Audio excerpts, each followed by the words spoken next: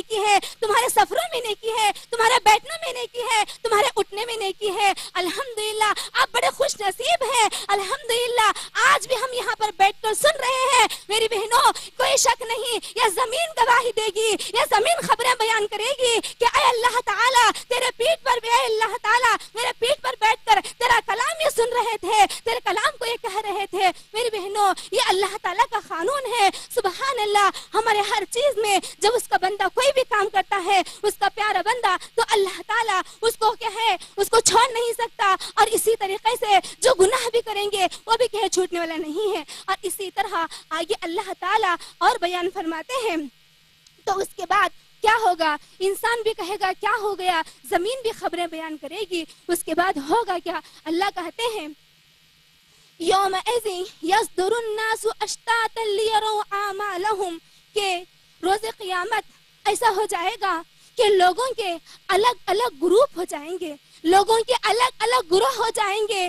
یہ گنہگاروں کا الگ گروپ رہے گا, فاجروں کا الگ رہے گا, بدکاروں کا الگ رہے گا, مجرموں کا الگ رہے گا, مومنوں کا الگ رہے گا, صلحاء کا گروپ الگ الگ ہو جائے گا. اللہ کہتے ہیں یومئذ یصدر الناس اشتات. اشتات کے معنی ہوتے ہیں الگ الگ گروپ ہوتے ہیں, کہ الگ الگ لوگ گروپ میں تقسیم ہو جائیں گے. وجہ کیا ہے, کیوں تقسیم ہو جائیں گے؟ اب سوال پیدا ہوتا ہے, تو جواب خود اللہ ہی ہم کو دیتے ہیں, لیروا اعمالهم, تاکہ اپنے اپنے اعمال کو دیکھ لیں, اپنے اپنے لسٹ کو ہم پڑھ لیں. اسی لیے لوگ الگ الگ کیا ہو جائیں گے, گروپ میں تقسیم ہو جائیں گے. اب اس کے بعد کیا ہوگا میری بہنوں؟ آگے ہی اللہ تعالیٰ فرماتے ہیں وَمَن يَعْمَلْ مِثْقَالَ ذَرَّةٍ خَيْرًا يَرَهُ. ارے اگر کوئی رائی کے دانے کے برابر بھی بھلائی کیا, اس کو دیکھ لے گا. بہنوں, ذرا کہتے ہیں جب آپ لوگ زمین پر اپنے ہاتھ کو ماریں گے, اس کے بعد کیا اپنے ہاتھ کو آپ کیا جھاڑیں گے, تو اس سے جو دھول تمہاری اٹھ کر جاتی ہے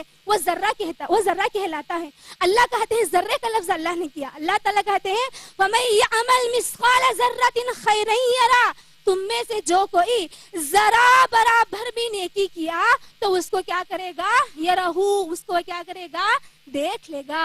میری بہنوں, آج ہم دنیا میں ایک سبحان اللہ کہے بھول گئے, کسی کو گالی دیے بھول گئے, مگر میرا رب تو کہتا ہے ذرا ذرا تم کیا کرو گے وہاں پر دیکھ لو گے. یہ اللہ کی طاقت ہوتی ہے, یہ اللہ کی قدرت ہوتی ہے کہ رب العالمین اتنے زیادہ لوگ ہیں, اتنے زیادہ لوگ ہیں. میری بہنوں, آج ہم اس انڈیا میں کیا کریں, کون کریں, تو ہو سکتا ہے کہ 1 کروڑ اور یہ 100 کروڑ, یہ 21 لاکھ کیا ہے اب فی الحال کے انڈیا کے اندر آدمی ہے. تو سوچو اب کی میں تعداد بتا رہی ہوں, جب سے آدم علیہ السلام نے جنم لیا اس وقت سے لے کر قیامت کی صبح تک دنیا میں جتنے لوگ آئیں گے, ہر ایک کے ساتھ یہی معاملہ ہوگا.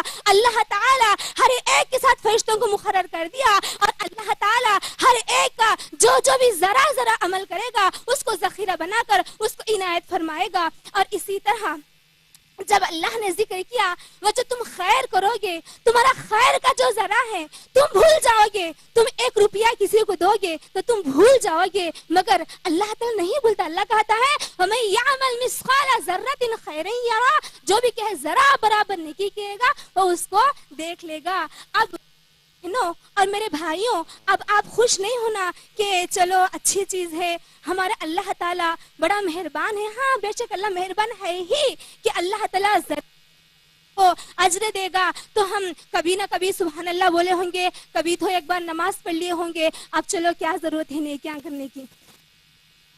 آگے اللہ تعالیٰ ارشاد فرماتا ہے وَمَن يَعْمَلْ مِثْقَالَ ذَرَّةٍ شَرًّا يَرَهُ.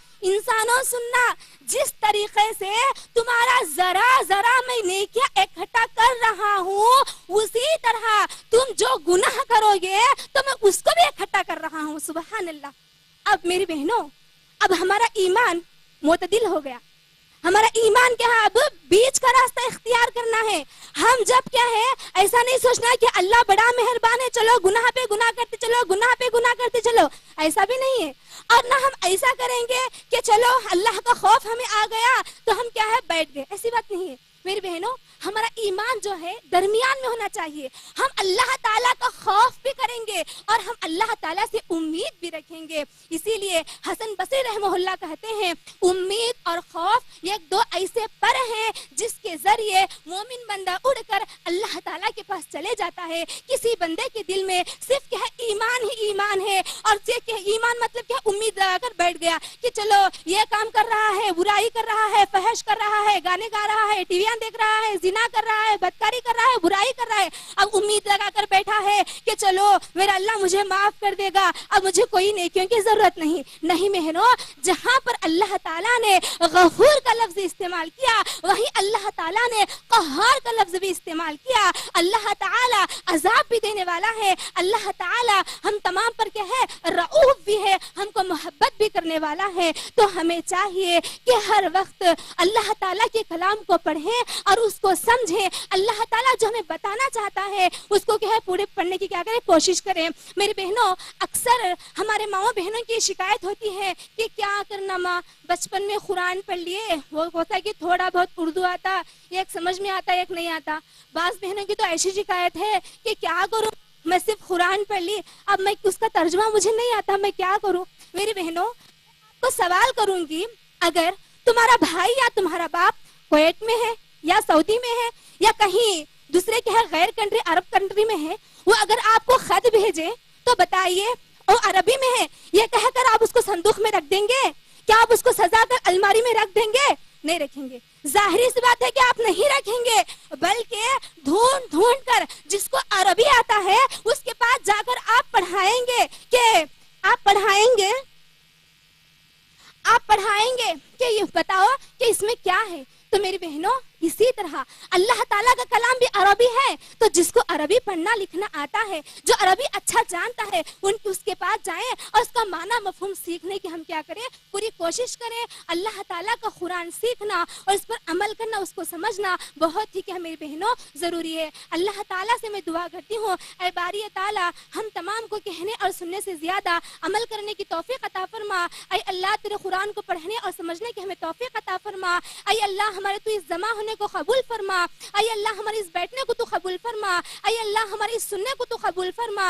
اے اللہ تیرے خدمت دین کے لیے ہمیں پسند فرما. اے اللہ ہم سے اس خدمات کو تو قبول فرما. اے اللہ بالخصوص میں نہرابا کے لیے دعا کرتی ہوں کہ اے اللہ رب العالمین ان کے جو دشمنے ہیں اے اللہ دشمنوں کی بلا کو دور فرما, دوستوں سے ملاقات فرما, حاسدوں کے حسد سے ان کی حفاظت فرما, کافروں کے کفر سے ان کی حفاظت فرما, جاہلوں کی جہالت سے ان کی حفاظت فرما, حاسدوں کے حسد سے ان کی حفاظت فرما. الہ العالمین یہ تمام تیرے کام کا اللہ تو قبول فرما. اے اللہ انہیں اور اے اللہ تو حوصلہ افزائی عطا فرما. اے اللہ ان کے اور عزائم کو تو پورے فرما. اے اللہ ہم تمام سے تیرے کونے کونے میں دین کا کام کرنے کو تو قبول فرما. اے اللہ تیرے خدمت دین کے لیے ہمیں پسند فرما. آمین. وما علینا الا البلاغ المبین. والسلام علیکم ورحمۃ اللہ وبرکاتہ.